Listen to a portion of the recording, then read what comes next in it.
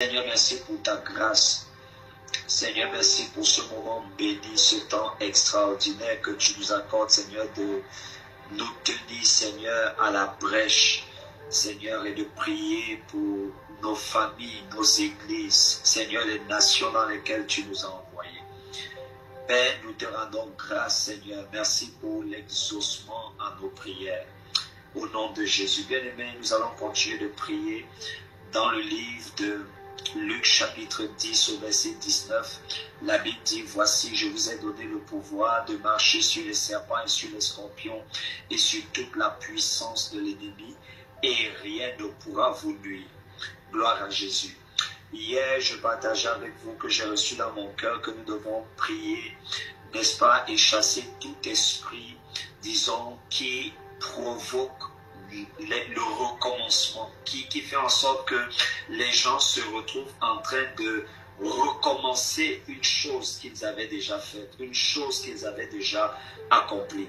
Et nous avons dit, poussé par le Saint-Esprit, que cet esprit qui provoque un recommencement perpétuel, c'est le même esprit qui orchestre le découragement, la démotivation dans les cœurs et dans les vies des uns et des autres. Et c'est également le même esprit, n'est-ce pas, qui provoque à la longue des retards. Nous allons donc élever nos voix et tu vas commander simplement à cet esprit de quitter, de partir de ta vie, de partir de ta famille.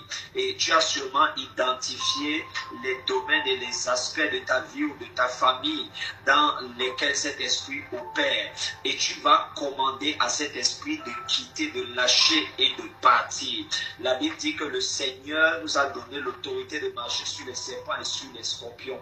Et dans le livre de Luc chapitre dans le livre de Marc, chapitre 16, à partir du verset 17, la Bible dit que le Seigneur nous a donné le pouvoir de chasser les démons, de chasser les mauvais esprits. Bien aimé, là où tu es, tu vas donc prendre autorité sur cet esprit. Tu n'appelles pas Dieu et pour demander à Dieu de venir chasser cet esprit. Non, tu prends ton autorité en tant qu'enfant de Dieu.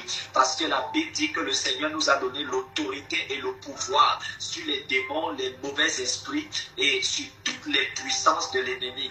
Donc là où tu es, tu vas élever ta voix et tu vas commander à cet esprit de lâcher ta famille, de lâcher tes enfants, de lâcher les domaines de ta vie où tu vois des recommencements perpétuels, où tu vois une sorte de découragement s'installer, où tu vois des retards, n'est-ce pas, s'installer. Lève ta voix là où tu es, nous sommes dans la prière. Mase kroshka paradiso velati brondos kavila ibredushite kriso prontos yabali kroso brodolisi mali brandos kopronto le brondos etekino koprondos shadalis kofradina zelia minonos kaprendes ke fite krashke likroshka libro toske vinanozi rato koshinda brandesia brondos libro ratekino sopronto veli brandeseti kroshka libro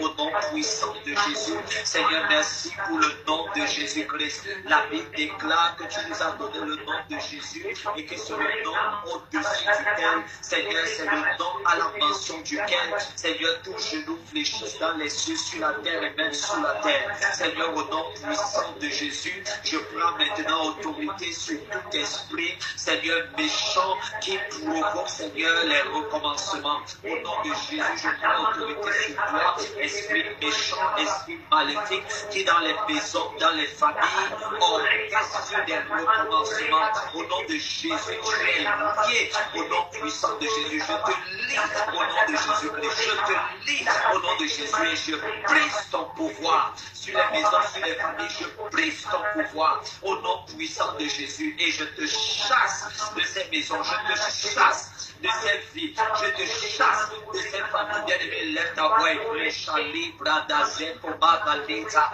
ileko, soprodo, selibrodo, sadelia, palana, ele chagris, comprodo, mentelizo, ela ibranda, zekos, que livrodoza, elibrodo, zotomenta, kiske, pradiza, eligros, caperante, liazuzia, elibrodos, cabria, toi qui orchestre l'éternel des recommencements, incessant.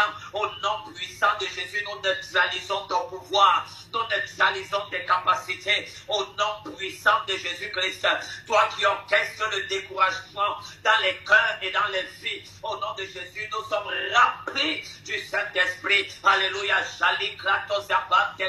Et nous te chassons, esprit de découragement. Au nom de Jésus, nous te paralysons. Nous neutralisons tes capacités. Au nom puissant de Jésus. Et nous te chassons des maisons. Nous te chassons des familles. Nous te chassons des ministères. Au nom puissant de Jésus. Brada Zaleshka. Et les Brada Zeikreto Felisu.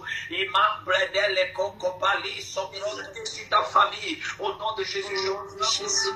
Sur cet esprit méchant qui orchestre des retards, qui orchestre le développement, qui orchestre des éternels recommencements. Au nom de Jésus, cette autorité, toi, esprit méchant, je t'enlève cette autorité. Au nom de Jésus, tu es lié et enchaîné. Au nom puissant de Jésus, tu es lié et enchaîné. Au nom puissant de Jésus, je te chasse de cette maison, je te chasse de cette famille. Au nom de Jésus, je te chasse de ces projets. Au nom de Jésus, je te chasse de ces études. Au nom puissant de Jésus, je déclare que tu es libéré. Bien-aimé, donne-moi un amen. Je déclare que tu es libéré. Au nom puissant de Jésus, tu es libéré. Au nom de Jésus, ta famille est libérée. Amen. Seigneur, merci pour la libération. Amen. Amen.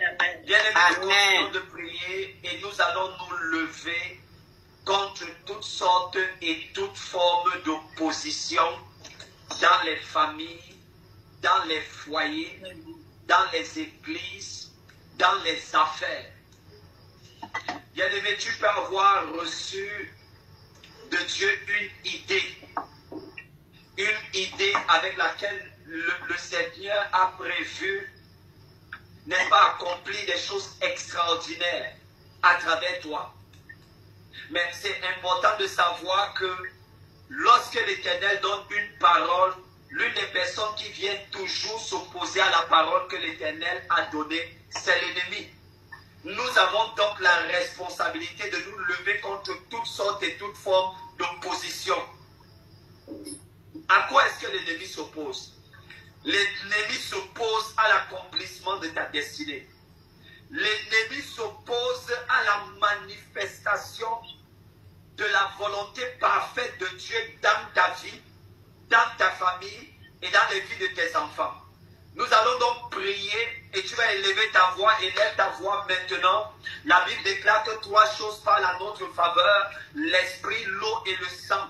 Au nom puissant de Jésus, je prends maintenant autorité sur toute forme d'opposition diabolique contre ma vie, contre ma destinée, contre mon foyer, contre ma maison, contre ma famille, contre mes enfants, contre mon église. Au nom puissant de Jésus, je prends autorité qui s'oppose à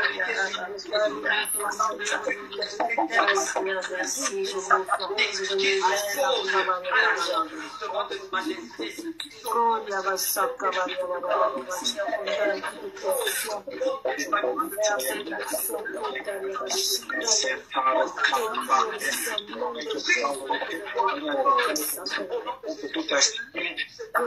Qui attaque les membres de ma famille. Au nom de Jésus, je supprime toutes sortes de retards dans ma vie, dans mon ministère, dans ma destinée, mon foyer, ma maison, dans les affaires, ma vie communautaire. Je supprime toutes sortes de retards dans mes études. Au nom de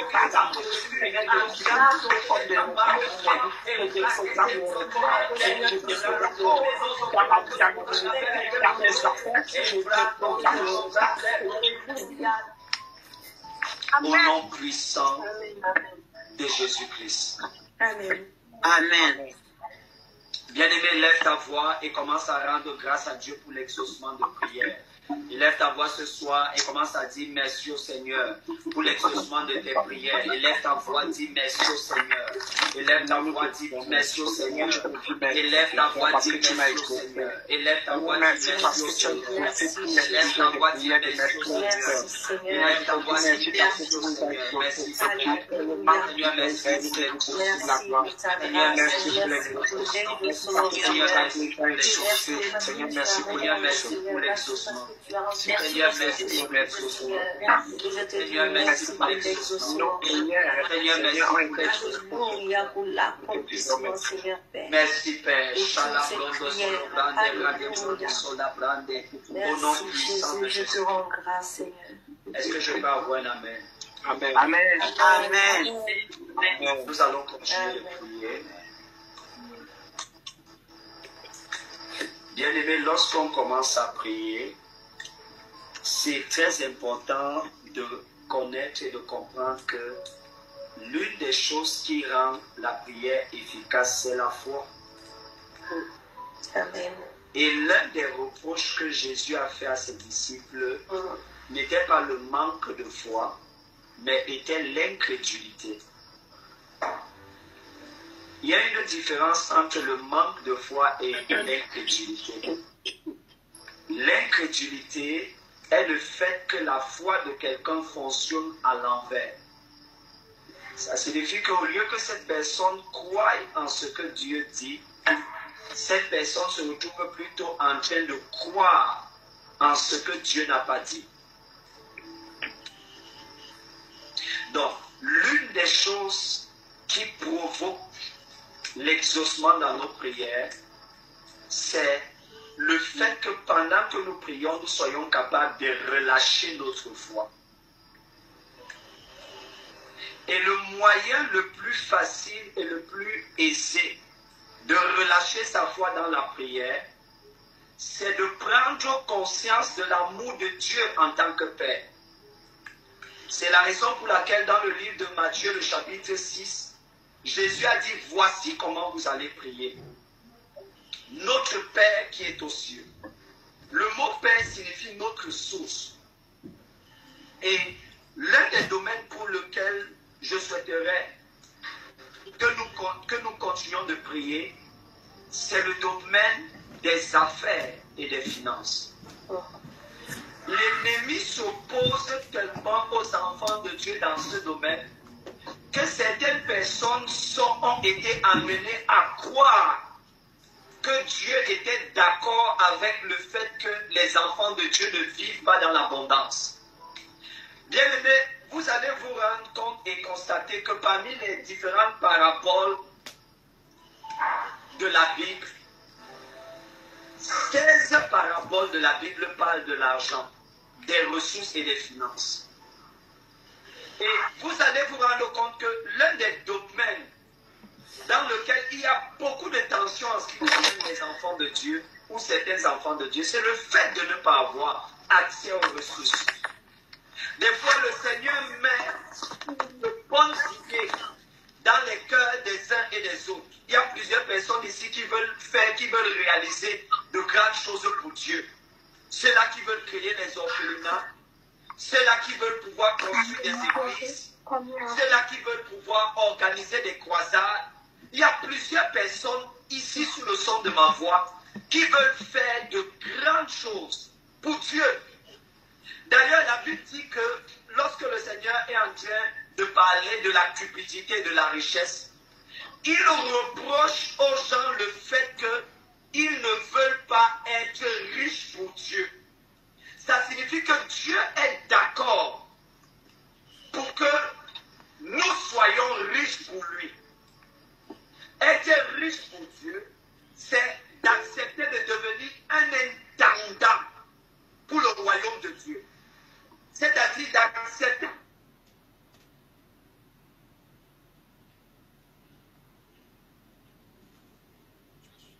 C'est d'ailleurs l'une des raisons pour lesquelles vous allez constater qu'il y a de très grandes oppositions de l'ennemi en ce qui concerne l'accès aux ressources financières.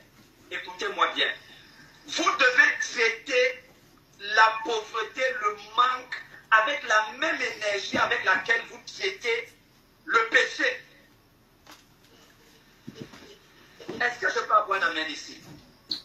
Amen, amen, amen. Amen. Certaines personnes vivent dans des situations, non pas parce que ces situations-là, c'est la volonté de Dieu, mais se retrouvent dans certaines situations parce que ce sont des oppositions sataniques et maléfiques.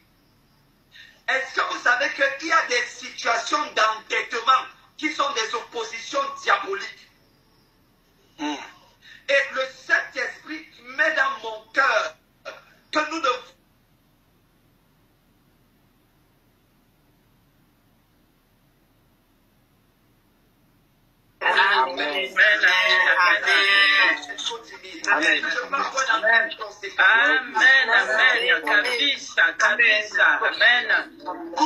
Amen. Voici, c'est moi l'Éternel, ton Dieu, qui te donne la force pour acquérir les richesses. La force pour acquérir les richesses. Parce que lorsque tu reçois une telle parole de Dieu, l'ennemi va chercher à tout faire. L'un des moyens à travers lequel on afflige certaines personnes, c'est le manque, la pauvreté, la disette.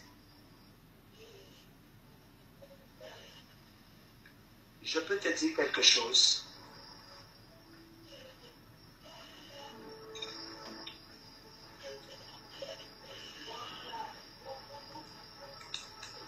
C'est si triste de ne pas être capable de réaliser sa destinée parce on s'est retrouvé en train d'être affligé par l'ennemi dans le domaine financier.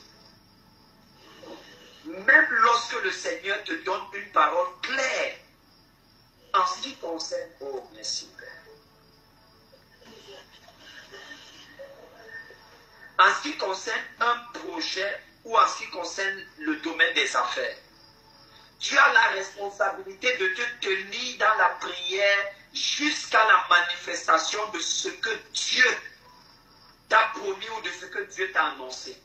Amen. Et je voudrais que nous élevions ensemble nos voix ce soir et tu vas prendre autorité sur toute forme d'opposition satanique et maléfique dans le domaine des affaires et des finances. Et laisse ta voix, nous sommes dans la prière. Et laisse ta voix et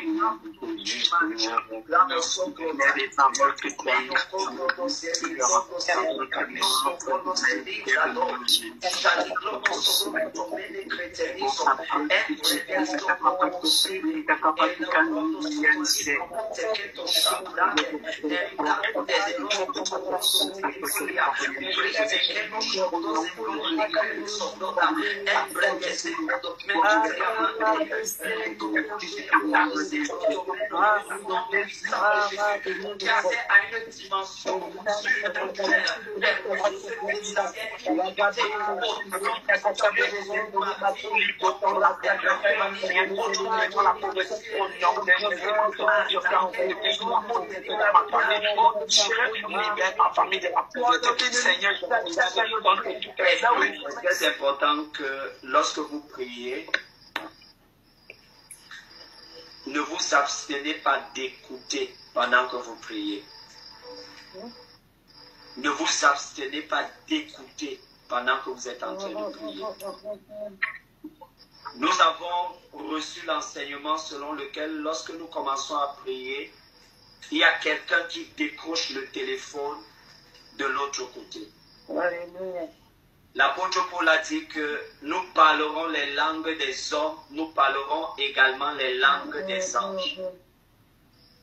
Je crois qu'il y a une grâce mystérieuse, une grâce extraordinaire qui amène les gens à prospérer. Amen. La Bible déclare que tout ce que touchait le de Joseph prospérait. Je crois que Salomon n'est pas devenu riche juste parce qu'il était fort et intelligent, mais qu'il est devenu riche parce qu'il a reçu une révélation particulière du Seigneur à ce sujet. Est-ce que vous permettez que nous prions dans ce sens? Amen. Amen. Amen. Et pendant que nous sommes en train de prier en langue, prie avec la conscience de quelqu'un qui voudrait recevoir une révélation. Amen. Prie avec la conscience de quelqu'un qui prie en espérant entrer dans une nouvelle dimension. Prie avec la focalisation selon laquelle tu souhaites être utilisé par Dieu. Amen. Pour le royaume de Dieu. Est-ce que je peux avoir un amen pour ça? Amen. Gloire à Dieu. Amen. Amen. Amen. Bien-aimé, là où tu es, commence à parler en langue. Et pendant que tu commences à parler en langue, parle en langue avec la focalisation d'avoir accès à une dimension de ressources financières illimitées. Et lève ta voix et commence à parler en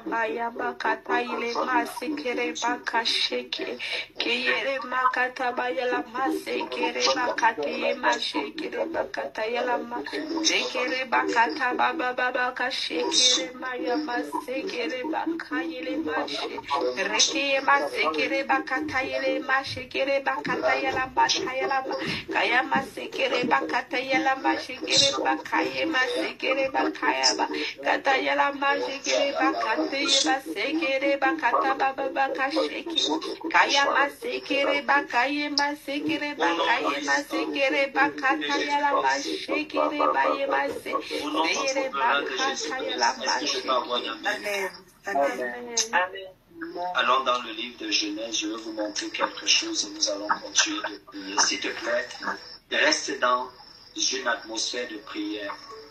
Est-ce que tu peux ouvrir ta caméra? Allons ensemble dans le livre de Genèse, chapitre 1. Genèse, chapitre 1.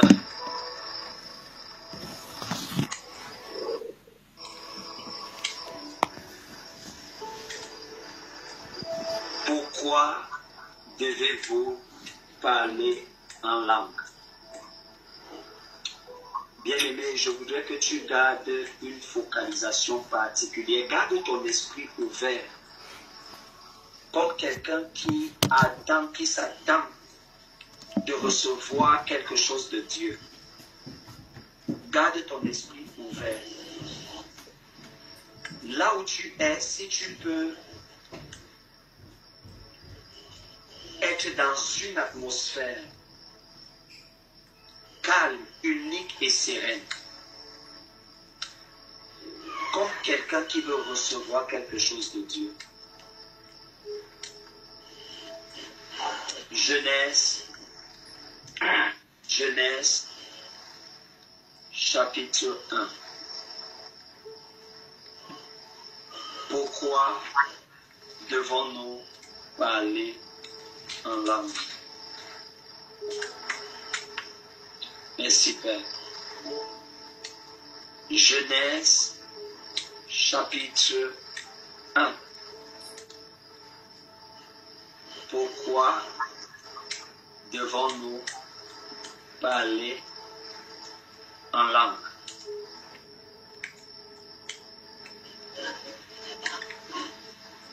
J'ai besoin d'un lecteur, d'une personne qui va nous lire Genèse chapitre 1 à partir du verset 1er. Quelle langue parle Dieu?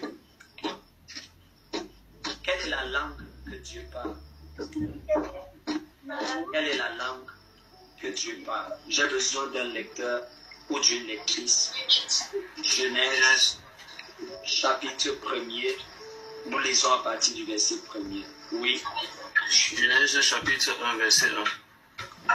Au commencement, Dieu créa le ciel et la terre. Au commencement, s'il vous plaît, mes frères et mes sœurs, soyez avec moi. Je souhaite pour ceux et celles qui le peuvent que vous ouvriez les caméras. Ça me facilite l'enseignement. On prie et on enseigne. Est-ce que tu peux reprendre. Il y a une personne chez qui il y a exemple, des bruits qui ne sont pas agréables. Si c'est chez vous, s'il vous plaît, fermez votre micro pour nous permettre aux autres d'écouter. Genèse, chapitre 1er, nous lisons à partir du verset 1. Oui. Au commencement, Dieu créa le ciel et la terre. Au commencement, Dieu créa le ciel et la terre. Au commencement, Dieu créa le ciel et la terre. Oui. La terre était informe et vide. Les ténèbres couvraient l'abîme.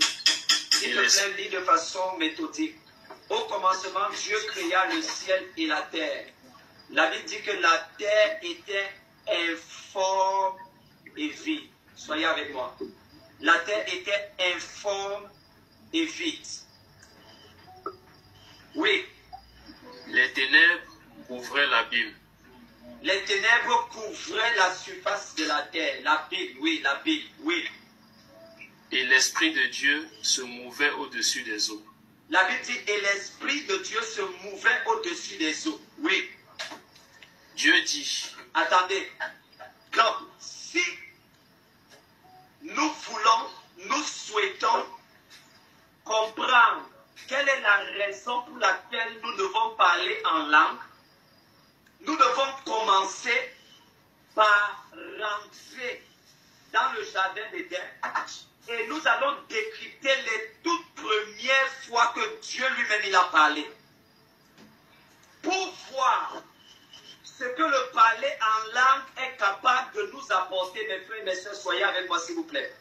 Pour voir et discerner ce que le parler en langue est capable de nous apporter, nous devons rentrer et aller analyser, décrypter ce qui s'est passé dans la Bible lorsque Dieu a parlé pour les premières fois. Et dans la Bible, sur le plan biblique, la première fois que Dieu parle, c'est dans Genèse chapitre 1, le verset 3. Genèse chapitre 1, le verset 3, c'est la toute première fois que Dieu parle, que Dieu s'exprime. Donc, si nous voulons connaître quelle est l'efficacité du parler en langue, si nous voulons comprendre qu'est-ce que le parler en langue peut nous produire, nous devons au préalable comprendre qu'est-ce que les paroles de Dieu, qu'est-ce que le langage de Dieu a produit lorsqu'il a commencé à parler dans le livre de Genèse, notamment le chapitre 1. Au verset 3, verset 7, est-ce que tu peux relire le verset 3? Et Dieu dit. Et Dieu dit, soyez avec moi, que la lumière soit. Il y a une différence entre Dieu créa et Dieu dit. Le mot hébreu qui traduit Dieu créa n'est pas le même mot hébreu qui traduit Dieu dit. C'est deux mots hébreux différents. Donc on ne peut pas assimiler le fait de créer au fait de dire. Dans le livre de Genèse, le mot créer, c'est le mot hébreu para.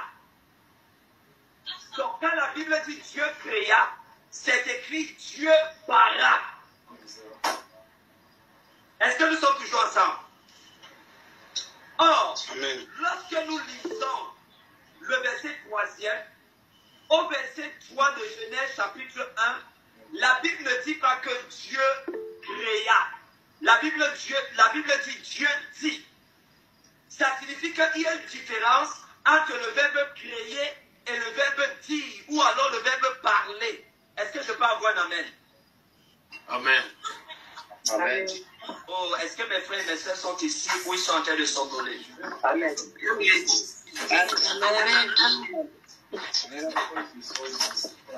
Dans Genèse chapitre 3, quand la Bible dit Dieu dit, c'est écrit en hébreu Elohim Amar. Le mot Amar, ça signifie parler. prononcé. Mais lorsque la Bible dit Dieu créa, c'est écrit en hébreu Elohim bara. Oh, super.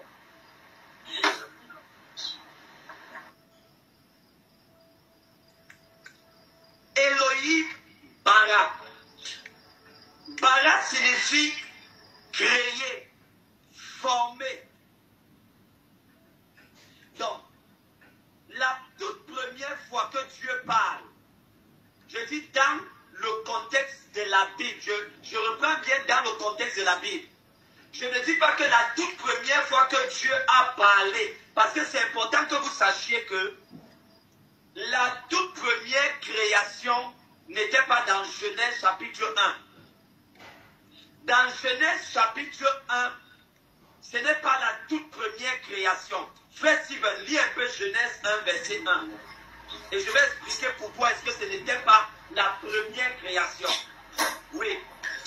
Au commencement, Dieu créa le ciel et la terre. Oui. La terre était informe et vide. Attendez. Au commencement, Dieu créa le ciel et la terre. Et la Bible dit que la terre était informe et vide. La terre était sans forme et sans forme. Informe signifie sans forme.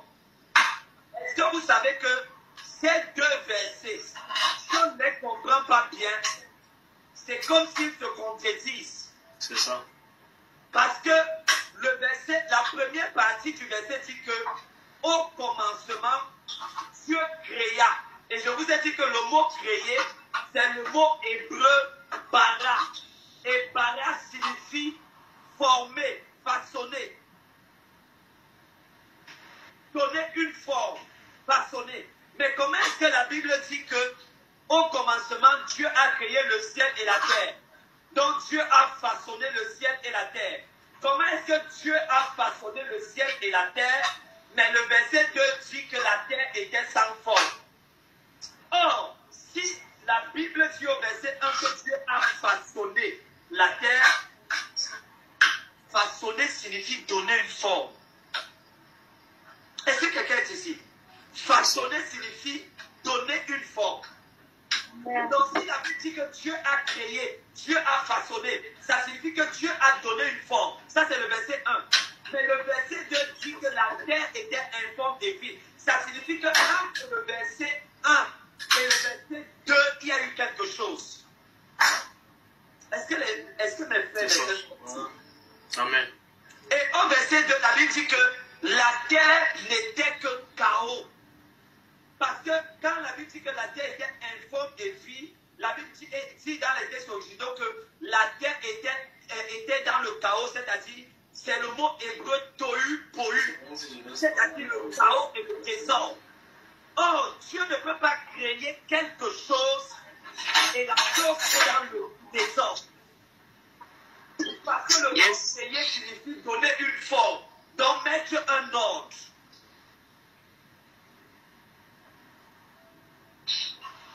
D'où est venu le désordre? Ce n'est pas l'objet de notre échange pour aujourd'hui. Mais maintenant, ce qui nous intéresse, c'est que, écoutez bien mes frères et mes soeurs, soyez avec moi. La Bible dit que la terre était informe et vide. Pasteur Jonathan, la terre était sans forme, elle était en désordre. Et pendant que la terre était en désordre, pendant que la terre était dans le désordre, qu'est-ce que Dieu a fait? La Bible dit que Dieu dit. Oh. Pendant que la terre était informe, pendant que la terre était dans le désordre, quelle a été la réponse de Dieu au désordre? C'est sa parole. C'est son langage. Amen.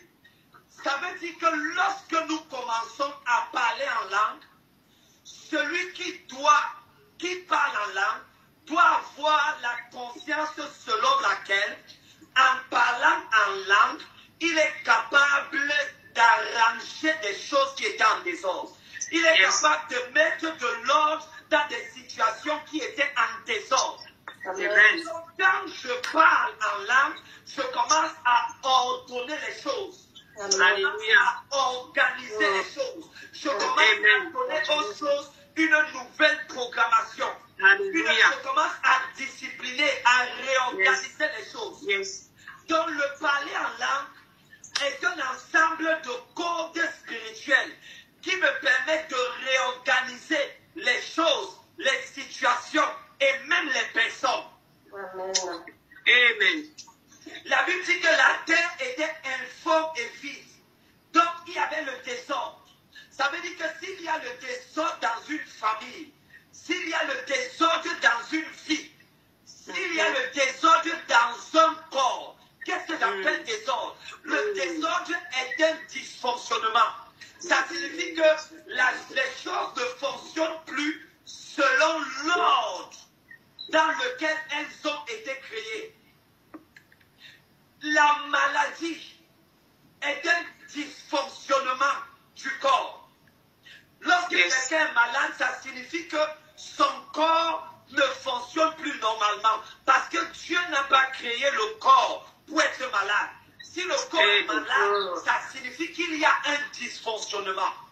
Yes. Est-ce que quelqu'un peut me dire, prophète, avance? Avance, La pauvreté dans la vie d'un chrétien est le signe qu'il y a le désordre dans la vie de ce chrétien. Oh, pourquoi? Parce que Dieu n'a créé aucun de ses enfants pour être pauvre. Yeah. Yes. Donc, lorsque quelqu'un se retrouve en train de vivre ou d'expérimenter le mal, la pauvreté, ça signifie qu'il y a du désordre dans le domaine financier de cette personne. Et le désordre est un dysfonctionnement. Et c'est important de savoir que le désordre est orchestré. Oh, Shalabano Soplotomene Grania. Le désordre est orchestré par l'ennemi, par le diable. Mais le désordre peut être également orchestré par le manque de sagesse, par le manque de connaissance. La terre était informe et vide. Elle était dans le désordre. Qui a créé le désordre dans la terre? Certainement, ce n'était pas Dieu.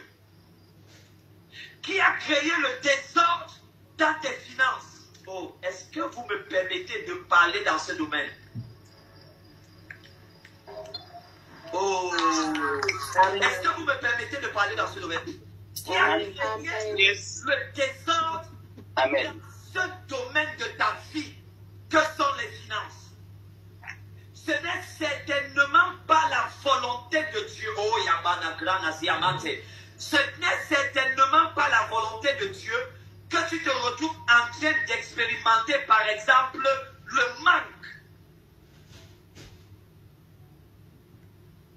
Ça signifie qu'il y a du désordre.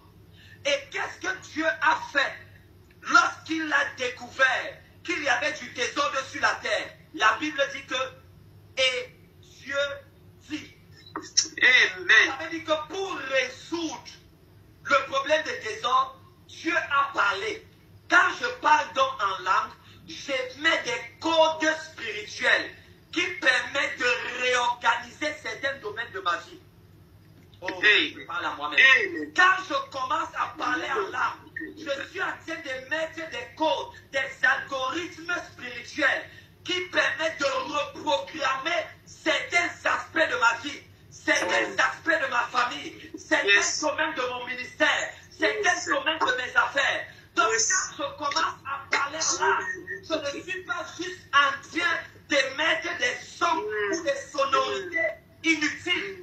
Je suis en train de faire ce que Dieu a fait dès le commencement, dès la création. Je peux le verset 3, mon frère Steven.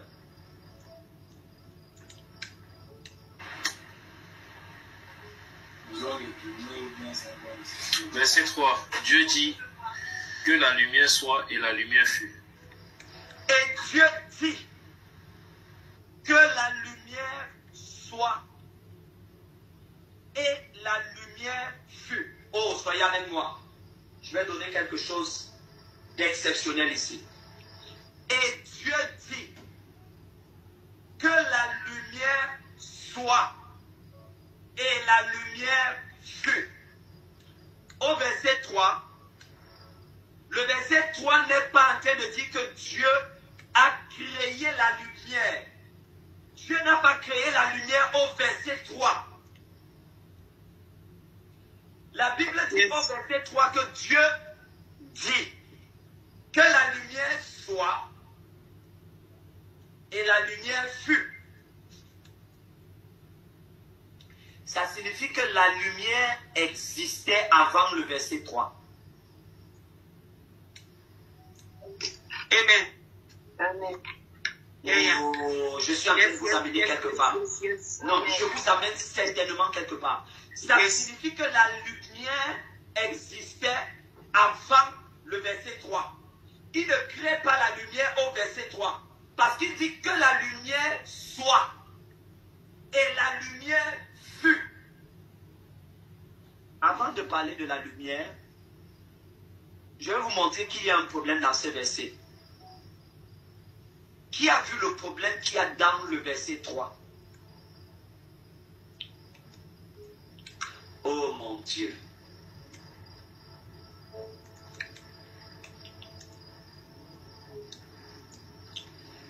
Est-ce que vous savez que la Bible dit que Dieu est lumière? Qui sait que la Bible dit que Dieu est lumière? Amen. Amen. La Bible dit que Dieu est lumière. Amen. Jésus lui-même, lorsqu'il est venu, il s'est présenté comme étant la lumière. Jean chapitre 1 présente Jésus comme étant la lumière du monde. Donc Dieu lui-même, il est la lumière. D'où vient le problème au verset 3? Le premier problème qu'on peut relever au verset 3, c'est que Dieu est présent. Mais la lumière n'est pas automatiquement présente. Oh, est-ce que Dieu est présent? Yes. Mais la lumière n'est pas automatiquement présente. Pourquoi est-ce que malgré la présence de Dieu, tu as besoin de rappeler, d'évoquer la manifestation de la lumière? Moi, je croyais que si tu es présent quelque part, la lumière allait être présente de façon automatique. Je peux te dire quelque chose. Oui, papa. Ce n'est pas parce que tu ne vois pas la richesse que tu penserais qu'il n'y a pas la richesse en toi. Oh. Oui. Amen. Amen. Amen. Amen. Ce n'est pas parce que lorsque pour le moment, les gens ne voient pas la richesse se manifester dans ta vie, dans tes affaires, dans ton ministère, dans ta famille. Ce n'est pas pour cette raison que les gens devraient penser qu'il n'y a pas de la richesse en toi. Voici Dieu qui se trouve quelque part, mais l'endroit où Dieu se trouve, il n'y a pas de lumière à cet endroit. Donc quelqu'un pouvait conclure que Dieu n'a pas de lumière.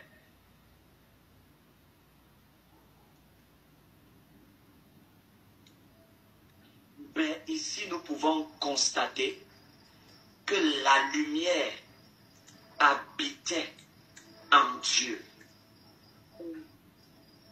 Amen. Au verset 3, regardez. Que dit la Bible au verset 3? La Bible dit, et Dieu dit que la lumière soit, et la lumière fut. Ça veut dire que dans le règne visible, la lumière était absente. Mais dans le règne invisible, la lumière était présente.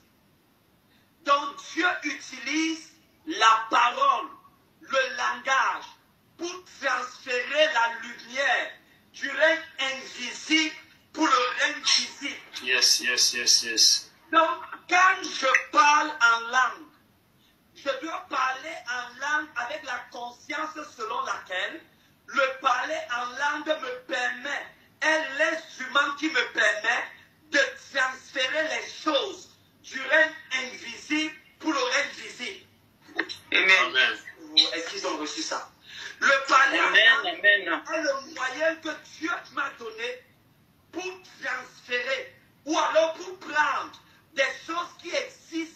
déjà dans le règne invisible et les transférer, et les transporter, et les amener dans le règne visible. Amen. Amen. Amen.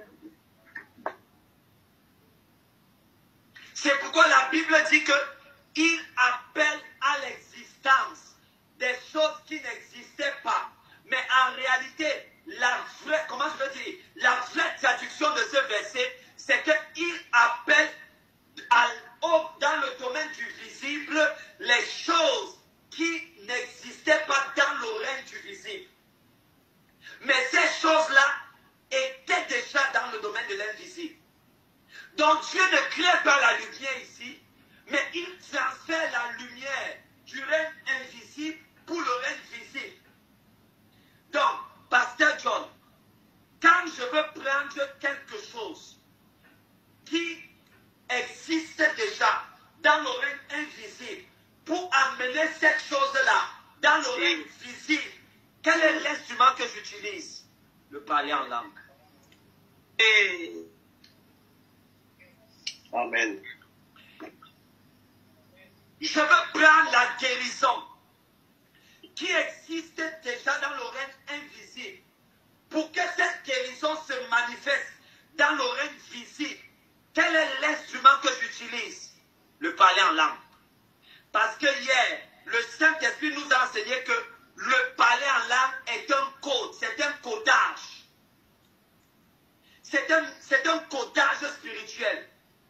Ça veut dire que quand je commence à parler en langue, je commence à émettre des codes spirituels qui me permettent de transférer des choses invisibles ou alors qui habitent le règne invisible et de les manifester dans le règne du visible. Est-ce que je peux avoir un amen? Amen, amen, amen, amen. C'est ce que nous partageons. Amen. Amen. C'est utile pour quelqu'un. Amen. Première fois que Amen. Dieu parle, il parle pour transférer les choses du règne invisible pour le règne visible. Amen. Qu'est-ce que ça signifie? Ça signifie que lorsque j'identifie dans le règne visible des choses qui me manquent, je sais que ces choses qui me manquent dans le règne visible, elles existent déjà dans le règne invisible. Quel est donc le moyen que j'utilise pour aller chercher ces choses qui existent dans l'invisible et les ramener dans le visible? Quelqu'un dit avec moi, le parler en langue. Le parler en Parler en langue. Parler en langue. Est-ce que, Parler en langue. est-ce que nous pouvons avancer? Yes. D'accord, ça c'était la toute première fois que Dieu a parlé dans la Bible. Allons regarder ce qui s'est passé la deuxième fois que Dieu a parlé dans la Bible. Frère Steven, est-ce que tu peux continuer de lire le verset 4, le verset 5? Verset Ou alors 4. une autre personne, oui, une autre personne, s'il vous plaît. Merci, Père. Verset 4. Oui, Dieu vit que la lumière était bonne et il sépara la lumière des ténèbres. très bien. Oui, Il appela la lumière jour et les ténèbres nuit. ça c'est le verset 5. Qu'est-ce que Dieu a fait au verset 5? Il sépara, il appela la lumière jour Oui. et les ténèbres nuit. Reprends encore, maman, s'il te plaît. Qu'est-ce que Dieu a fait au verset 5, la deuxième fois que Dieu a parlé dans la Bible? Qu'est-ce qu'il a fait? Il appela Oui. la lumière jour Oui. et les ténèbres nuit. Ça signifie que la deuxième fois que Dieu parle dans la Bible, il opère un changement de nom. Au verset 3, la Bible dit qu'il dit que la lumière soit et la lumière fut. Au verset 5, la Bible dit qu'il appela la lumière jour. Donc il a changé le nom lumière en le haut nom et le nom lumière est devenu le nom jour. Est-ce que mes frères sont Amen. La Bible dit qu'il appela la lumière jour. C'est un peu comme si je dis que j'appelle le pasteur Jonathan, je l'appelle John. Donc, il a utilisé sa langue, son langage, pour opérer un changement. Première fois que Dieu parle, il utilise le langage pour opérer un transfert. Deuxième fois que Dieu parle, il utilise le langage pour opérer un changement. Ça signifie que quand je commence à parler en langue, le parler en langue est l'instrument que j'utilise pour opérer des changements. Alléluia. Si je veux opérer un transfert, j'utilise le parler en langue. Si je veux opérer un changement, j'utilise également le parler en langue. Regardez. Oh, merci Saint-Esprit. Amen. Est-ce que vous savez que tout ce que Jésus a fait durant son ministère, il est venu répéter les miracles que Dieu avait déjà opérés? Est-ce que vous savez que Jésus est venu répéter même les miracles que Élisée avait déjà opérés? Vous savez que Jésus n'est pas le premier à multiplier le pain. J'espère que vous le savez. Élisée a multiplié le pain dans l'Ancien Testament. Jésus n'est pas le premier à multiplier le pain. Élisée a multiplié le pain dans l'Ancien Testament. Est-ce que vous vous... je vais donner à quelqu'un une révélation. Le verset 5e de Genèse chapitre 1 nous montre que la deuxième fois que Dieu parle, c'est pour opérer un changement. La première fois qu'il parle, c'est pour opérer un transfert du monde visible pour le monde, du monde invisible pour le monde visible. La deuxième fois qu'il parle, c'est pour opérer, oh mon Dieu, un changement. Quelqu'un dit avec moi un changement. Un changement. Un changement. Quelqu'un dit avec moi un changement. Un changement. Un changement. Ça veut dire que si j'ai quelque chose et la chose ne me plaît pas, je peux la changer. Amen, amen, amen. Si j'ai un travail et le travail là ne me plaît pas, je peux le changer. Come on. Si j'ai un poste et le poste là ne me plaît pas, je peux le changer. Je peux le changer. Je te dis, je peux le changer. Je te dis, je t'annonce que je suis capable de le changer. Amen. Je ne vous parle pas des choses que je récite. Quand je suis rentré de Prayer for the Nation, j'ai donné ce témoignage-là. Je suis rentré de Prayer for the Nation. Et j'ai dit à mon épouse que je ne pars plus au lieu de travail où je travaillais. Je lui ai dit, elle pensait que j'étais en train de m'amuser. Je lui ai dit que je ne mets plus les pieds là-bas. C'est terminé. Et c'était terminé comme ça. Et j'ai pris un temps de jeûne et de prière. Et je parlais en langue. Yeah. Comment est-ce que vous expliquez que quelqu'un était en train de travailler, quelqu'un travaillait quelque part, et là où il travaillait, il n'avait même pas le statut de cadre, ni le statut de chef de service. Mais il se retrouve en train de quitter le poste là où il travaillait, où il n'avait même pas un statut de cadre, directement pour occuper un statut de directeur.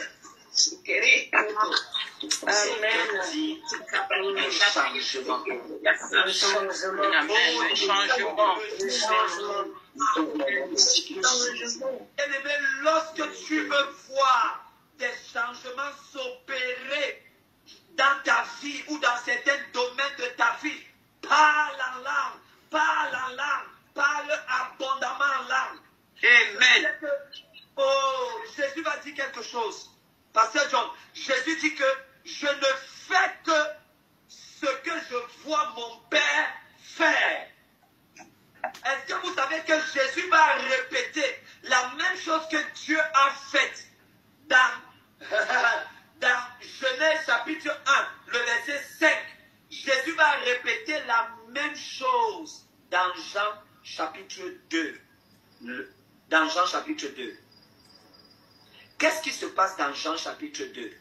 Dans Jean chapitre 2, on a invité Jésus à une cérémonie. C'est une fête, c'était un mariage.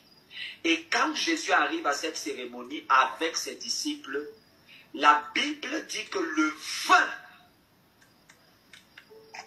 est fini. Qui se rappelle de ce miracle? La Bible dit que le vin est fini.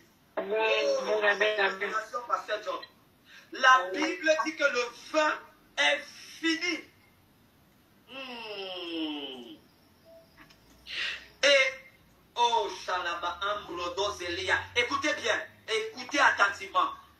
Lorsque on a constaté que le vin était fini, la Bible dit que Marie est allée vers Jésus. Et elle a dit à Jésus que le vin était terminé. Et elle n'est pas allée seule. Elle a amené des gens devant Jésus. Et elle a dit aux personnes qu'elle a amenées devant Jésus, faites tout ce qu'il va vous dire. Yes. Faites tout ce qu'il va vous dire. Or, qu'est-ce qui est écrit dans Genèse chapitre 1 verset 5? Dans Genèse 1 verset 5, c'est écrit Dieu dit. Hey, amen. Donc, de même que Dieu a dit, Jésus aussi va venir dire. De même que Dieu a parlé, Jésus aussi va venir parler. De même que Dieu a utilisé le langage pour changer le nom de lumière en jour, Dieu va aussi utiliser le langage pour changer le nom d'eau en vin. Amen. Et si Jésus a changé l'eau en vin, oh, Jésus peut changer ton poste à un autre poste. Amen. Jésus peut changer ta position à une autre position. Amen. Jésus peut changer la dimension de ton ministère à une autre dimension. Amen, amen, amen. Donc, deuxième chose dont tu devrais avoir conscience, lorsque tu commences à parler en langue, quand tu commences à parler en langue, bien aimé, tu es en train d'opérer des changements dans l'oreille spirituelle.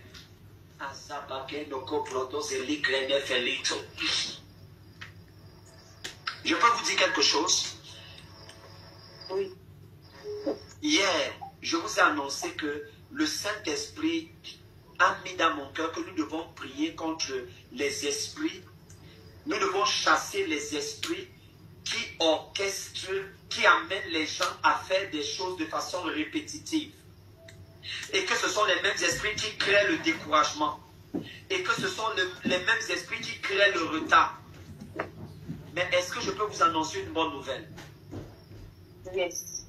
Amen. Amen. On a dit que dans Genèse chapitre 1, le verset 5e, Dieu a utilisé son langage pour faire quoi? Pour opérer un changement. Écoutez-moi bien. Il a utilisé son langage pour opérer un changement. Ça veut dire que quand je commence à parler en langue, je peux utiliser le parler en langue pour opérer des changements. Et je peux notamment utiliser le parler en langue pour opérer des changements de vitesse. Oh, est-ce qu'ils ont vu ça? Pour opérer des changements de vitesse. Pasteur John, qu'est-ce que ça signifie? Ça signifie que si je suis un enfant de Dieu et je constate qu'il y a des domaines de ma vie et de ma destinée où je vois le retard, qu'est-ce que je peux faire? Je vais parler en langue. Le parler en langue me permet de changer les vitesses de ma vie. Ça me permet de changer les vitesses de ma destinée. Ça me permet de changer les vitesses de mon ministère. Ça me permet de changer les vitesses de mes affaires. Amen. Amen. Amen. Yes. Quelqu'un dit je change de vitesse. Et lève d'abord et commence à parler en langue. Dit je change de vitesse.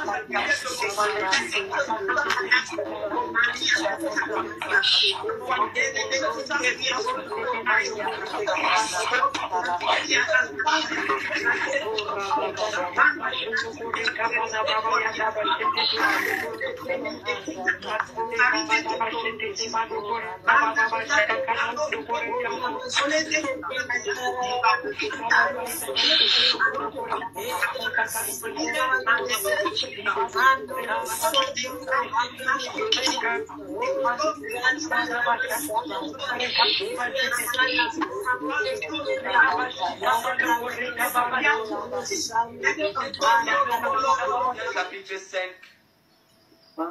Éphésiens chapitre 5. Est-ce que quelqu'un peut nous lire le verset 16? Quand je parle d'accélération, quelqu'un va dire, est-ce que ce que tu dis c'est biblique? Amen. Tu dis c'est biblique. Éphésiens chapitre 5, verset 16.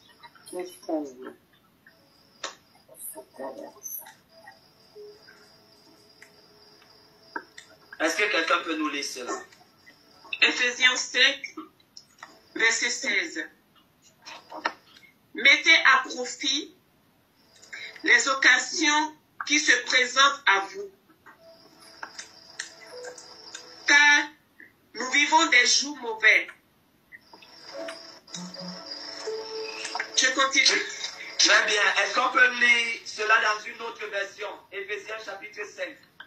Éphésiens chapitre 5, verset 16. Rachetez le temps, Ouais. car les jours sont mauvais. Amen. Et pourquoi ne soyez pas inconsidérés. Très bien. Encore, ma soeur, c'est la soeur Sandra. Oui. Est-ce que tu peux relire, ma soeur Sandra, s'il te plaît? Rachetez le temps, Rachetez le temps. sont mauvais. Synonyme de racheter le temps. Rattraper le temps.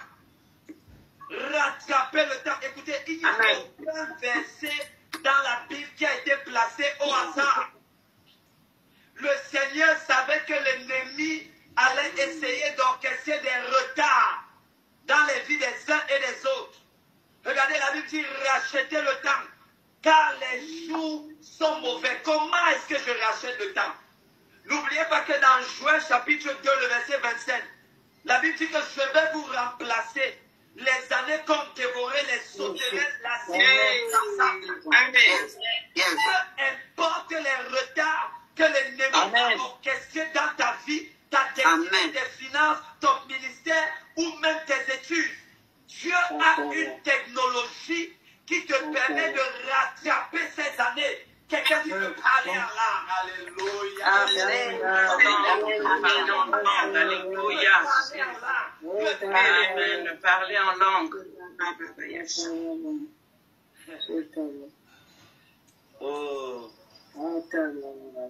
Je peux vous donner un secret.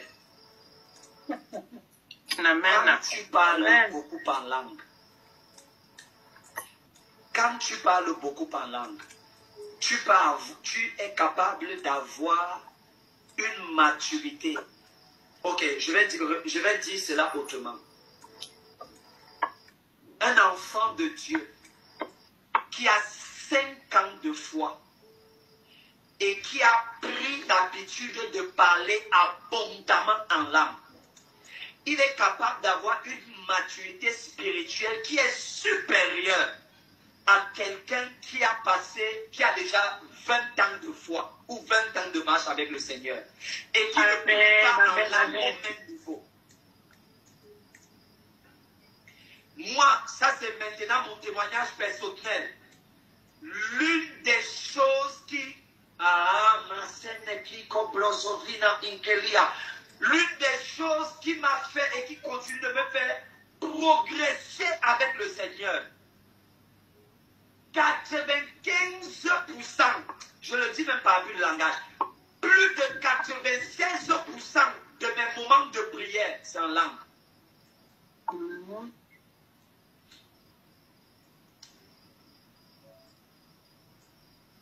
Vous savez pourquoi? Demandez-moi pourquoi. Pourquoi? Demandez-moi pourquoi est-ce que je prie beaucoup plus en langue qu'en intelligence. Pourquoi? Simplement parce que je fais beaucoup plus confiance à la connaissance de mon esprit qu'à la connaissance de mon âme. N'oubliez pas que mon intelligence se trouve dans mon âme. Quand je commence à faire la prière par intelligence, je me repose sur la connaissance qui habite mon âme. Mais quand je commence à parler en langue, je ne me repose plus sur la connaissance qui habite dans mon âme, mais je me repose sur la connaissance qui habite mon esprit. Or, la connaissance qui habite mon esprit, elle est infinie. Amen. Yes, yes. Amen, amen, amen, amen, amen, amen. Est-ce que je peux avancer? Yes. Amen, amen, amen, amen.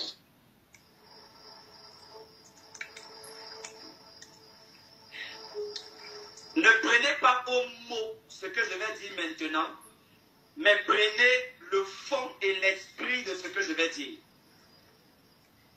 3 heures de parler en langue, c'est comme 3 ans de prière en intelligence. Amen. S'il te plaît, demande-moi pourquoi. Pourquoi? La Bible dit que celui qui prie en langue, il prie des mystères de Dieu. Ça veut dire que quand quelqu'un commence à prier en langue, il ne peut pas être en train de demander à Dieu quelque chose qui est en dehors de la volonté de Dieu. Or, celui qui prie en intelligence est susceptible de demander à Dieu des choses qui sont en dehors de la volonté de Dieu. Yes. Donc, quand je commence à prier en langue, je sais que les prières que je fais en langue sont des prières qui sont alignées avec la volonté parfaite de Dieu. Amen. Donc la prière en langue me permet de faire une économie du temps. Amen. C'est pourquoi quand je prie en langue, je rachète les années. Amen. Oh, Amen, amen, amen. Ok. Amen, amen, amen, amen, amen, amen, Attendez. Tout à l'heure, j'ai dit que celui qui prie en langue et qui a 5 ans de foi est capable d'avoir une maturité supérieure à quelqu'un qui a 20 ans de foi et qui ne prie pas en langue. Je vous donne un exemple dans la Bible. Cet exemple s'appelle l'apôtre Paul. Yes. Vous et moi, nous savons que la moitié du Nouveau Testament a été écrit par l'apôtre Paul. Or, l'apôtre Paul est né de nouveau après Pierre, après Jean, après tous ces disciples que vous connaissez. Mais lorsqu'on essaye de regarder à tout hasard ce que le ministère et la vie de l'apôtre Paul a produit, on a l'impression que ce que sa vie et son ministère ont produit serait supérieur à ce que les autres disciples ont fait. Pourquoi? Parce que Paul a dit, je rends grâce à Dieu de ce que je parle en langue plus vous tous. Yes. Je pose donc la question, comment est-ce que les gens, nous lisons les écrits de l'apôtre Paul, mais pourquoi est-ce que nous ne voulons pas imiter l'apôtre Paul dans les choses qui ont fait de lui ce qu'il est et ce qu'il représente aujourd'hui?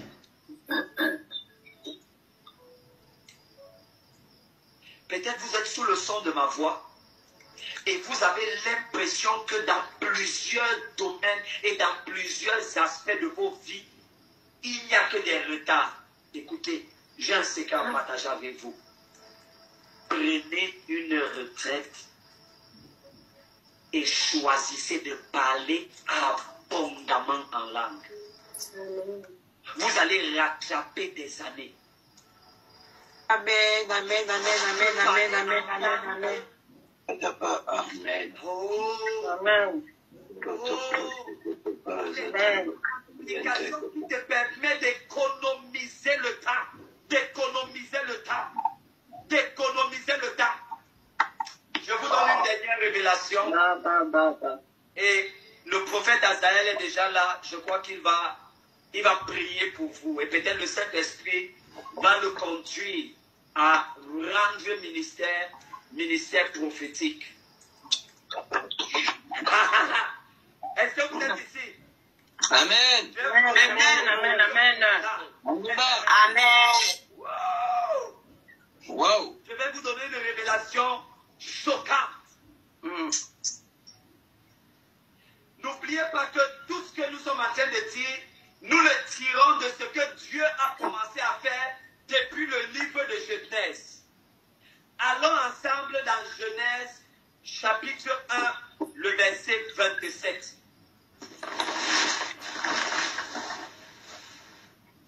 Quelqu'un dit, j'aime la parole. J'aime la parole. J'aime la parole. J'aime la parole. J'aime la parole. Genèse chapitre 1, verset 27. Oh. Est-ce que je peux avoir un lecteur? Amen. Genèse, chapitre 1, verset 27. Oui, Dieu, sœur Alexandra, vas-y. Oui. Dieu créa l'homme à son image. Il le créa à l'image de Dieu, et il créa l'homme et la femme. Oui. Continue s'il te plaît, maman. Dieu les bénit, Oui. et Dieu leur dit, soyez féconds, multipliez, remplissez la terre et l'assujettissez, et dominez sur les poissons de la mer, sur les oiseaux du ciel et sur tout animal qui se meut sur la terre. J'aime bien. Ma soeur Alexandra, s'il te plaît, va nous lire le verset 26e, qui est la dernière révélation que je donne pour ce soir. Le verset 26, oui. Verset 26. Puis Oui. Dieu dit, faisons l'homme à notre image, selon notre ressemblance, et qu'il domine sur les poissons de la mer, sur les oiseaux du ciel, sur le bétail, sur toute la terre, et sur tous les reptiles qui rampent sur la terre. Alléluia. Reprends encore, sœur Alexandra, s'il te plaît. Puis Dieu dit, faisons l'homme à notre image, selon notre ressemblance, et qu'il domine sur les poissons de la mer, sur les oiseaux du ciel, sur le bétail, et sur toute la terre, et sur tous les reptiles qui rampent sur la terre. Il y a une révélation merveilleuse, mielleuse, lumineuse dans ce verset biblique. La première fois que Dieu a parlé, c'était pour transférer quelque chose du monde invisible pour le monde visible.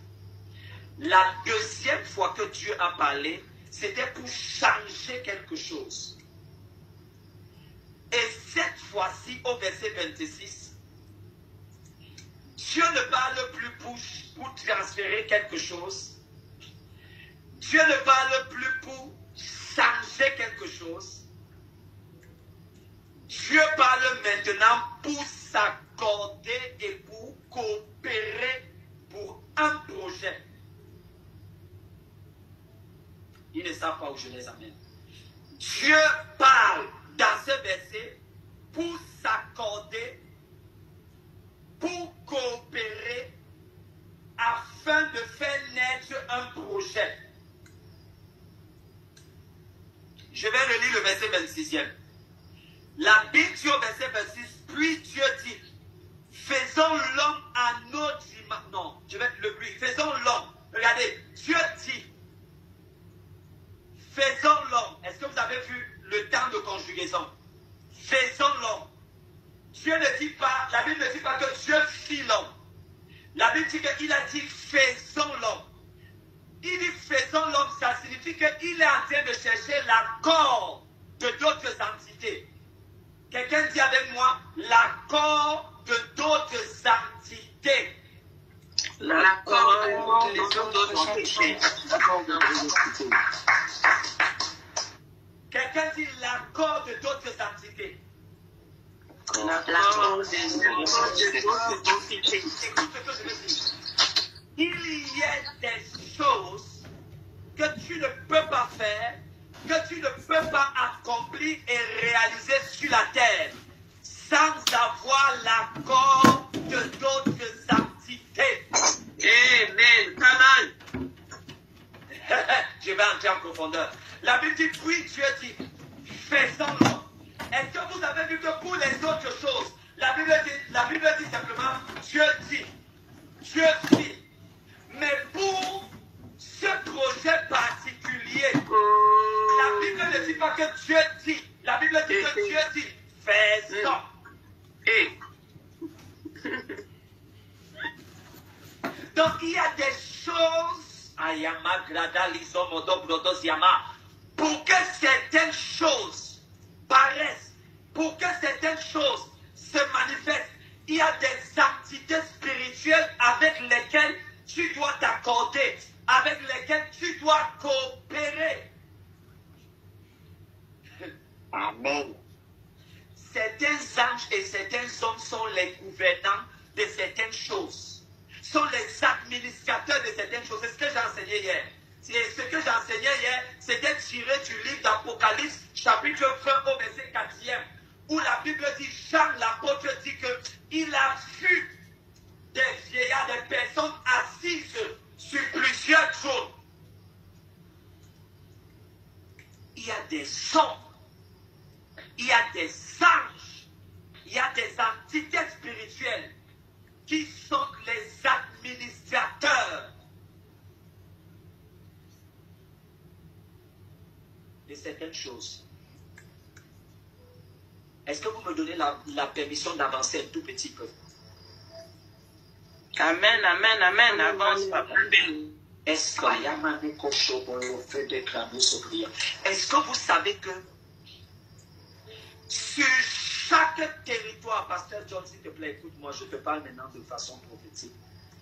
Pasteur Raphaël, si tu es connecté, écoute-moi, je vous parle maintenant de façon prophétique. Sur chaque territoire, il y a des gardiens.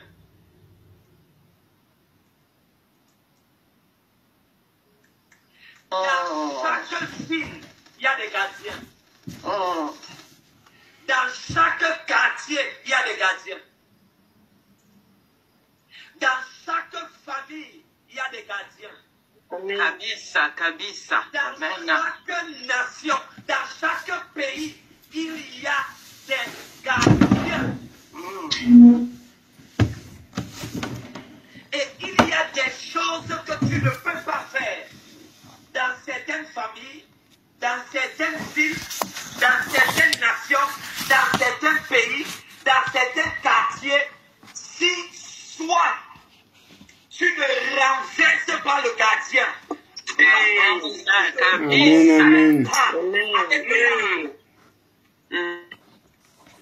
Dans le livre de Genèse, tu ne pouvais pas avoir accès à certains arbres sans coopérer avec le chérubin qui protégeait ces arbres. Amen. Certains anges et archanges de Dieu, certains esprits de Dieu et certains hommes de Dieu, certaines femmes de Dieu sont les gardiens de certains territoires, sont les gardiens de certains mystères, sont les gardiens de certains secrets. Par conséquent, si tu dois opérer sur certains territoires ou dans certaines dimensions ou dans certaines sphères de la société, tu dois coopérer avec certains de ces esprits, certains de ces anges, certains de ces hommes, certains de ces femmes. Ou alors, si ce ne sont pas des personnes qui ont été choisies par Dieu, tu dois challenger ou renverser. Si ce sont par exemple des démons ou des esprits méchants ou mauvais. Yes. Yes, yes, yes, yes. Maintenant, certains de ces esprits, certains de ces anges, de ces archanges, de ces chérubins, ne parlent pas le français. En fait, j'ai envie de dire que pour que certains de ces esprits te donnent l'accès à certaines choses, tu dois leur donner un code. Or, il n'est pas possible pour toi de donner ce code en français, de donner ce code en anglais, de donner ce code en espagnol. Comme le passage que nous avons lu hier. Allons dans 2 Corinthiens chapitre 12. Allons rapidement, 2 Corinthiens chapitre 12. Merci Père. Merci Père. Merci Père. 2 Corinthiens chapitre 12. Merci Père. Est-ce qu'on peut lire? C'est le verset, c'était le verset 1 et 2, 2 Corinthiens. Il faut se glorifier, cela n'est pas bon. J'en viendrai néanmoins à des visions et à des révélations du Seigneur. Oui. Je connais un homme en Christ Oui. qui fut, il y a 14 ans, ravi jusqu'au 3e ciel. Si ce fut dans son corps, je ne sais. Oui. Si ce fut hors de son corps, je ne sais. Dieu. Attendez. S'il te plaît, sœur Elisabeth, arrête-toi d'abord là. Je vais vous montrer quelque chose. Il dit que cet homme a été ravi. Si c'était dans son corps, il ne sait pas. Si c'était hors de son corps, il ne sait non plus. Ça veut dire que pour que cet homme soit enlevé, il fallait que son corps soit dans un certain état. Est-ce que vous voyez l'importance du jeûne? Est-ce que vous voyez l'importance du jeûne ici? Amen. Il y a des dimensions dans lesquelles vous ne pouvez pas entrer si vous ne jeûnez pas. Amen. Amen. Amen. Amen. Ok, je vais dire ça autrement. Vous ne jeûnez pas pour avoir la puissance. Nous ne jeûnons pas pour avoir la puissance. Mais nous jeûnons afin de conditionner notre corps à être facilement transportable dans les dimensions spirituelles. Oh! Amen. Yes, Yes, Nous yes. ne jeûnons pas pour être Wow. puissants, mais nous jeûnons afin d'accorder à notre corps des facilités pour être transportable dans les dimensions spirituelles. Alléluia. Amen. Wow. Yes, yes, amen. C'est pourquoi le Seigneur nous recommande le jeûne et la prière. Le jeûne et la prière. Le jeûne et la prière. Le jeûne et la prière. Certaines personnes se plaignent de leurs affaires. Mes affaires ne fonctionnent pas. Mes affaires ne marchent pas. Quand est-ce que tu as pris un jeûne sérieux pour tes affaires? Des fois, certains chrétiens m'énervent. Permettez que je mette ça entre guillemets. Plusieurs personnes pensent que le diable va les laisser devenir simplement riches comme ça. En fait, hein, si tu réfléchis comme ça, c'est que tu es un blagueur.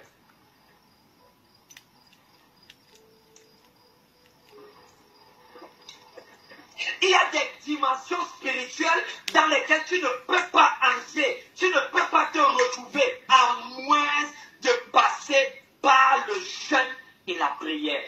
Par le jeûne et la prière. Par le jeûne et la prière. Quand est-ce que tu as pris le temps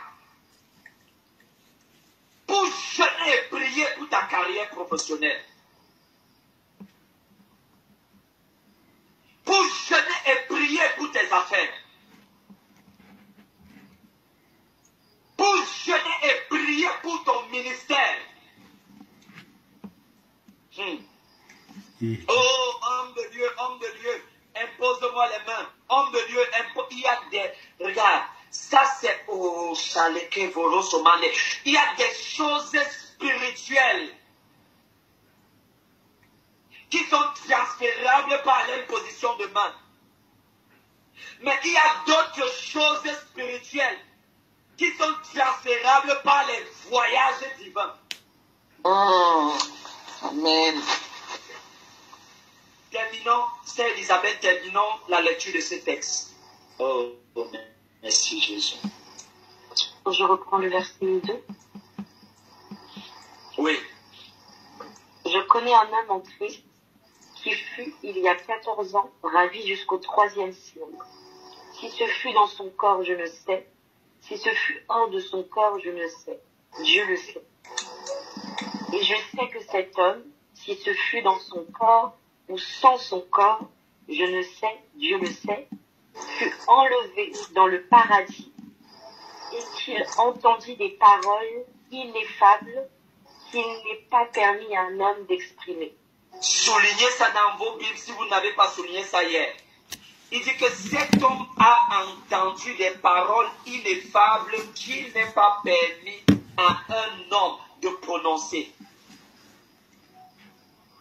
Je me glorifierai d'un tel homme. Attends un peu, maman.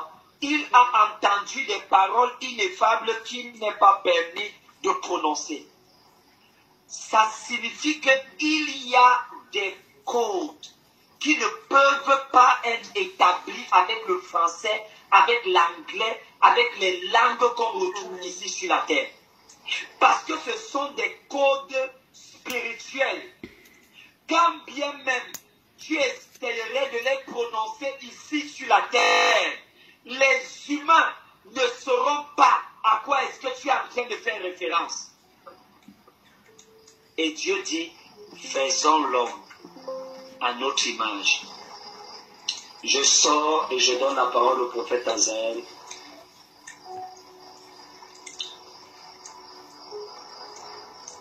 Pour accomplir ta destinée, tu as nécessairement besoin du ministère des anges.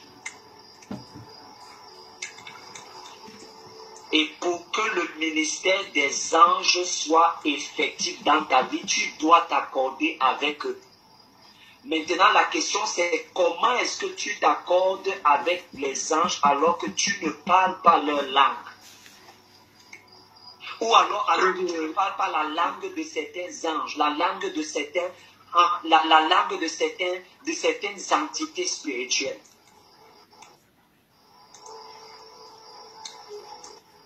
Il y a des choses que pour que tu les établisses ici sur la terre, tu dois t'accorder. On appelle cela la puissance de l'accord. Est-ce que tu vois que pour que Dieu accomplisse certaines choses sur la terre, il a fallu que Dieu s'accorde avec des personnes qui se trouvent sur la terre. Pour que le règne de Dieu se manifeste sur la terre, il doit y avoir un accord entre une entité spirituelle et une entité humaine. Maintenant, il faut que ces deux entités parlent le même langage. Je vais m'arrêter à ce niveau. Là où tu es, est-ce que tu peux élever tes mains, tes saintes mains? Là où tu élèves tes saintes mains vers le Seigneur, rends-lui grâce. Je sens dans mon esprit que peut-être ce sera un moment d'impartition. Élève tes mains, rends grâce au Seigneur. Dis-lui merci pour ce que tu as écouté. Dis-lui merci pour ce que tu vas recevoir maintenant. Papa Azaël, nous te souhaitons la bienvenue et nous ne voulons pas prendre pour acquis ta présence ce soir. Nous te savons très très chargé et surchargé même. C'est pourquoi nous disons infiniment merci au Seigneur pour le don que tu es. Je vais simplement te laisser la parole. Nous avons commencé depuis 20 heures. Selon que le Seigneur va te conduire, peut-être tu pourrais rendre ministère, n'est-ce pas, au bien-aimé en fonction de ce que le Seigneur met dans ton cœur. Nous t'aimons beaucoup et nous t'apprécions. Sois le bienvenu, Papa Azaël. Est-ce qu'on peut acclamer le prophète Stéphane?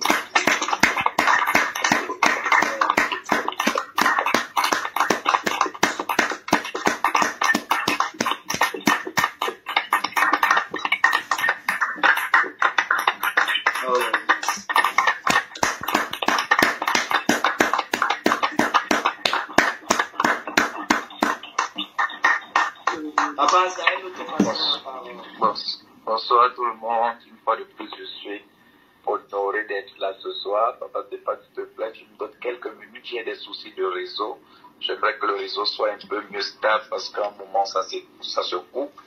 Donc, je vais essayer de changer de Wi-Fi pour me connecter à un autre réseau. Et puis, je suis à vous si vous me permettez. Amen. Merci beaucoup. Bien-aimé, là où tu es, lève simplement ta voix. Nous allons prendre ce moment de prière et tu vas demander au Saint-Esprit de préparer ton cœur. Et lève ta voix là où tu es. Tu vas demander au Saint-Esprit que pendant, disons que tout ce que tu as commencé à recevoir durant ces 3 jours, que tout ce que tu as reçu produise des fruits. et lève ta voix là où tu es, commence à parler en langue. Est-ce que les bien-aimés peuvent ouvrir leur micro? S'il n'y a pas beaucoup de bruit chez toi à la maison, ouvre ton micro. Est-ce que tu peux parler en langue? Dis Saint-Esprit de Dieu, au nom de Jésus, j'ai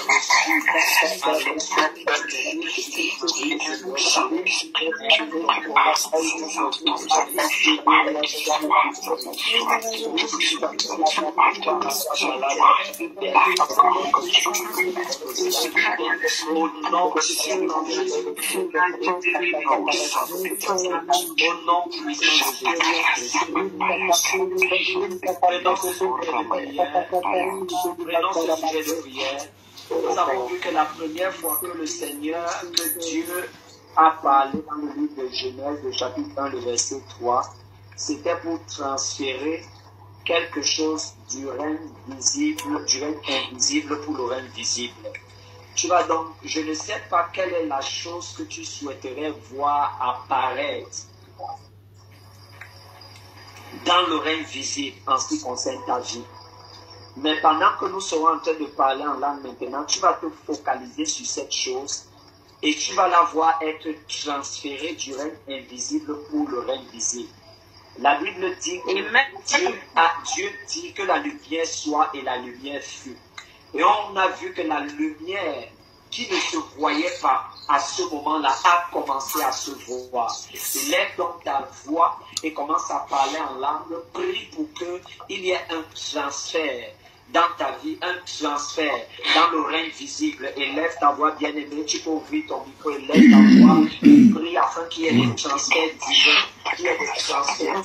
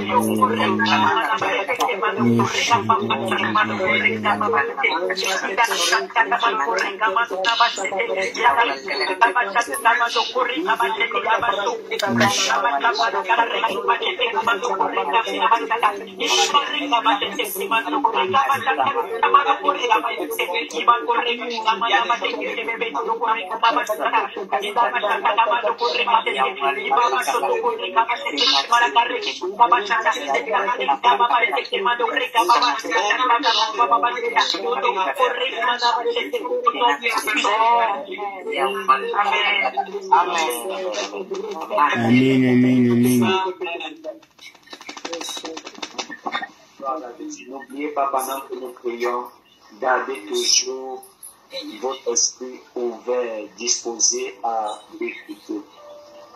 Hébreux chapitre 1, lisons le verset 14. J'ai besoin d'un lecteur. Hébreux 1, verset 14. Merci Seigneur. J'ai besoin d'un lecteur ou d'une lectrice. Hébreux chapitre 1, verset 14. Les anges ne sont-ils pas tous des esprits au service de Dieu, envoyés pour apporter de l'aide à ceux qui vont hériter du salut? S'il te plaît, une fois de plus, Pasteur John. Hébreux chapitre 1, verset 14. Les anges ne sont-ils pas tous des esprits au service de Dieu? Les anges sont des esprits au service de Dieu. Et ils ont été envoyés pour exercer un ministère en faveur de ceux qui doivent hériter du salut. Pasteur John, j'aime bien ta version. Dans ta version, qu'est-ce qui est écrit? Les anges ne sont-ils pas tous des esprits au service de Dieu, envoyés pour apporter de l'aide à ceux qui vont hériter du salut? Très bien. Ce verset biblique dit et explique à suffisance quel est le rôle des anges dans la vie des enfants de Dieu. Et si vous lisez par exemple le ministère de Jésus, vous allez vous rendre compte que lorsqu'il a terminé le temps de jeûne et de prière et qu'il a été tenté par le diable. D'ailleurs, allons dans Matthieu chapitre 4, verset 11. Matthieu chapitre 4, verset 11. Matthieu chapitre 4, verset 11. Matthieu chapitre 4, verset 11.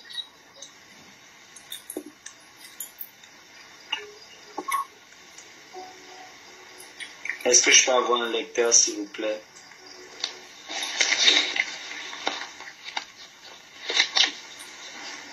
Matthieu chapitre 4, verset 11. Alors le diable le laissa, et voici, des anges vinrent auprès de Jésus et le servaient. Encore une fois de plus. Alors le diable le laissa, et voici, des anges vinrent auprès de Jésus et le servaient. Regarde, si Jésus a eu besoin du ministère des anges pour l'accomplissement de sa destinée sur la terre, ça signifie que tu as également besoin de ce ministère. La Bible dit que les anges vinrent et le servaient. Je vais te montrer quelque chose. Est-ce que tu as remarqué que le jour où ils sont venus pour arrêter Jésus, la Bible dit que les soldats qui sont venus pour l'arrêter la première fois, quand ils lui ont posé la question, Jésus leur a posé la question, qui cherchez-vous? La Bible dit qu'ils ont répondu que nous cherchons Jésus. Et quand ils ont voulu avancer, la Bible dit qu'ils ont été renversés. Qu'est-ce qui les a renversés? Quelqu'un dit ça? Wow. Oui. Je sais que vous avez déjà lu ce verset-là. Qu'est-ce qui les a renversés? La Bible dit qu'ils sont tombés, ils ont été renversés. Qui les a renversés? Le ministère des anges est réel. Et si Jésus a eu besoin de ce ministère pour accomplir sa mission sur la terre, tu as besoin du ministère des anges pour accomplir également ta mission sur la terre. Yes. Mais est-ce qu'il s'agit de commencer à invoquer, à supplier les anges? Non, pas du tout. Est-ce qu'il s'agit de commencer à supplier les anges? Non, pas du tout. Parce que la Bible dit que les anges sont à notre service. Nous ne les prions pas. Nous ne les supplions pas. Nous coopérons avec eux. Quelqu'un dit je coopère avec les anges. Je coopère avec les anges. Oh, j'ai entendu, je coopère avec les anges. Je coopère avec les anges. Regardez pourquoi est-ce que c'est très important de coopérer avec les anges. Allons dans Luc chapitre 22, verset 43. Luc chapitre 22, verset 43.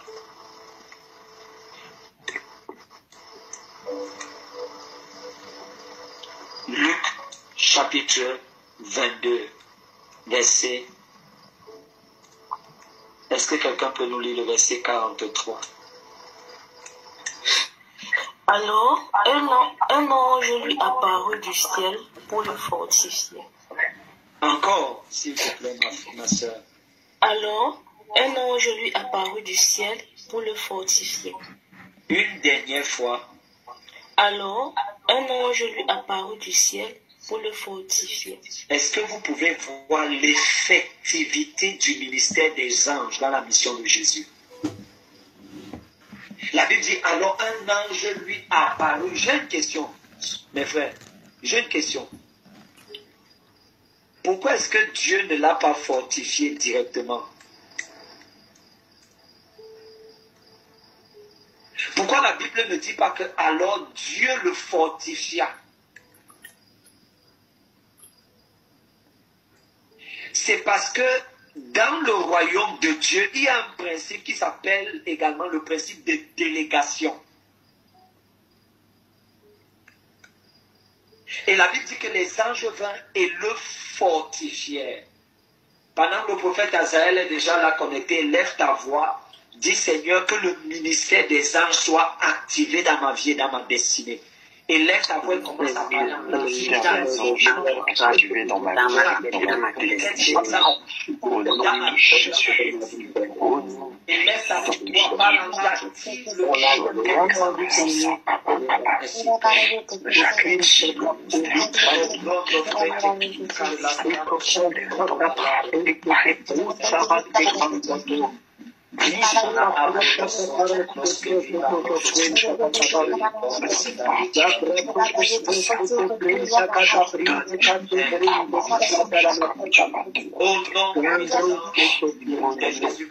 Amen.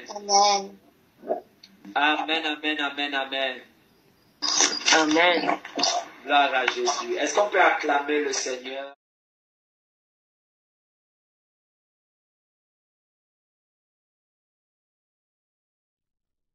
N'hésitez pas à liker, à partager la chaîne et à vous abonner. Soyez bénis.